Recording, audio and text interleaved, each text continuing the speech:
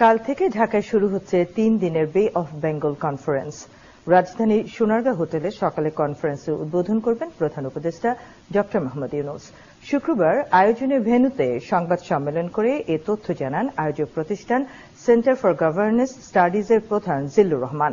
এবার এই তৃতীয় বে অফ বেঙ্গল কনফারেন্সে অংশ নেবেন কয়েকটি দেশের সরকার ও রাষ্ট্রপ্রধান সহ 800 জন ডেলিগেট। এর মধ্যে 75টি সেশনে বক্তব্য রাখবেন 200 জনের বেশি বক্তা। উপস্থাপন করা হবে বিভিন্ন গবেষণা, প্রবন্ধ সহ বিশ্ব রাজনীতি ও অর্থনীতির নানা দিক। এই অনুষ্ঠানের মূল উদ্দেশ্য হল বাংলাদেশের ব্র্যান্ডিং এর পাশাপাশি বিশ্বের নানা প্রান্তের সমস্যার দিকে দৃষ্টি দেয়া ও সেগুলোর সমাধানে ফোকাস করা।